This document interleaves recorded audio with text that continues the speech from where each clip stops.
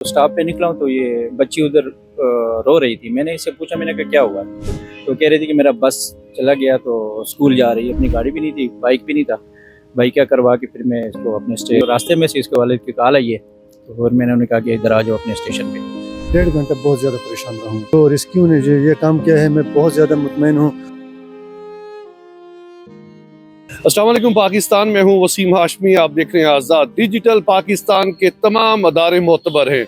उन तमाम मोतबर अदारों में एक ऐसा अदारा जिसने बहुत कम वक्त में पाकिस्तान के शहरियों के लिए दिलों में एक जगह बना ली। जी हाँ, मेरे मुराद 1122। ये वो लोग हैं जो न सर्दी देखते हैं, न गर्मी, न तूफान, कुछ भी। कॉल करें, 5 से 7 मिनट के अंदर आपकी तकलीफ को दूर करने के लिए मुकम्मल कोशिश करते हैं। रावलपिंडी में एक वाकया हुआ। बच्ची स्कूल जा रही थी और वो रास्ता भूल जाती है।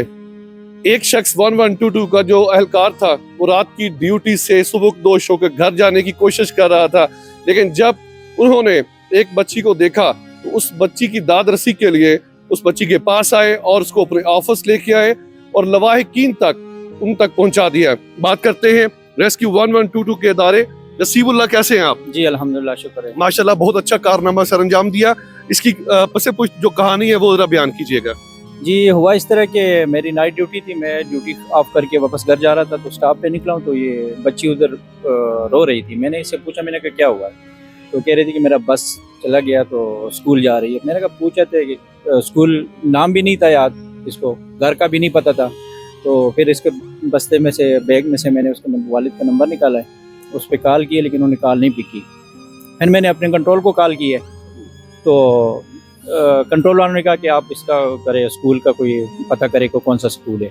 फिर मैं उसको बाइकिया करवा के, मेरे पास अपनी गाड़ी भी नहीं थी, बाइक भी नहीं था, बाइकिया करवा के फिर मैं इसको अपने यानी कि आप रात की ड्यूटी से फारग हो चुके थे, आपने घर जाने की तरजीह को रद्द किया और बच्ची को लवाहिकीन तक पहुंचा दिया। घंटा 1.5 घंटा में लगा, लेकिन ये हमारा फर्ज है। और ये बच्चे आजकल आपको पता है हालात ही ऐसे है कि, तो मैंने यही समझा कि उसको ले जाते सेफ जगह पे। कंट्रोल में लिया कंट्रोल, फिर रास्ते में से इसके वालिद की कॉल आई है, तो फिर मैंने उन्हें कहा कि इधर आ जाओ अपने स्टेशन पे, तो फिर वो अल्हम्दुलिल्लाह आ गए। माशाल्लाह। नाज़रीन इकराम, जब भी आप अपने बच्चों को घरों से निकालते हैं, खासकर जिन बच्चों की उम्र बिलतरतीब 3 साल से लेकर 10 साल तक है और वो सही तरह शायद बच्चे बात भी नहीं कर पाते, क्योंकि स्कूल के जो बस्ते होते हैं वहाँ पे जो डायरी होती है वहाँ पे ICE नंबर लाजमी लिखा करें। ICE नंबर से मुराद इन केस इमरजेंसी, वालिद का नाम लिखते हैं, वालदा का नाम, नीचे मोबाइल नंबर लाजमी लिखें। अब बात करते हैं उस बच्ची के वालिद से जिनको बच्ची फिल 4 मिल गई। ये बहुत खुशाइन बात है, क्योंकि बच्चे जब गुम हो जाते हैं तो वालिदैन के लिए बड़ी ये मुश्किलात होती है। अस्सलाम वालेकुम। वालेकुम सलाम। क्या नाम है सर आपका? मोइनुद्दीन। आसमा आपकी बच्ची? जी जी। सर, कैसे सराहते हैं इस पैगाम को, रेस्क्यू 1122 के इस इनिशिएटिव को? बहुत ज़्यादा अच्छे, बहुत ज़्यादा अच्छे। अगरचे हमारे मुल्क के हालात थोड़े से वो है, लेकिन जो रेस्क्यू ने जो ये काम किया है, मैं बहुत ज़्यादा मुतमईन हूँ, बहुत ज़्यादा मुतमईन हूँ। और अल्लाह पाक इनको तरक्कियाँ दे दे। और मेरी बड़ी परेशानी को अल्लाह पाक। कितने घंटे परेशान रहे आप? मैं तकरीबन 1.5 घंटा बहुत ज्यादा परेशान रहा हूँ। जाहिर सी बात है, छोटी बच्ची थी। कितने साल उम्र है आसमा की? 8 साल उम्र है। 8 साल उम्र है। आज से आपने फिर इसकी जो किताबें हैं ना, उसके ऊपर नाम लिखना है। अपना नाम भी लिखे, अपना मोबाइल नंबर लाजमी लिखे, क्योंकि बच्चियां अक्सर मोबाइल नंबर भूल जाती हैं। बिल्कुल इंशाल्लाह फर्स्ट एड के तौर पर अब जब घर जाऊंगा तो इंशाल्लाह ये सारा हिकमत अमली के साथ ये उसके याद भी कराऊंगा और उसकी किताबों में भी लिखूंगा। चलें, बहुत शुक्रिया बेटा। क्या आसमा ये बताएं, कौन सी क्लास में बेटा आप? 1B। 1B में पापा का मोबाइल नंबर याद है? आज से आपने ये लाजमी याद रखना है। देखे ना, आप गुम हो गई थी, ये तो शुक्र करें 1122 वाले मिल गए। आज से अपने मोबाइल नंबर लाजमी याद रखना है, ठीक है जी? बेटा आपका नाम? सुमैया। आप इसकी बहन है जी। आप बताएंगे कैसे वाकया हुआ था ये? मैं बस में थी, तो मैंने इसको बोला कि आप मेरे साथ रहना, तो फिर उसके बाद हम लोग नीचे उतरेंगे ताकि आप गुम ना हो जाए। तो मैंने इसको पकड़ा और मैं इसके साथ थी और रश बहुत ज़्यादा था। तो इसने एक आंटी थी, इनको बोला कि आपकी सांस बंद हो जाएगी, आप साइड पे हो जाए ताकि आप खुली हो जाए। तो जब स्टॉप आया तो मेरी बहन ने बोला चलो उतरते हैं ना। तो मैंने देखा तो मेरी बहन पहले से उतरी हुई थी, और जब मैं उतरने वाली थी रश की वजह से दरवाज़ा वापस बंद हो गया।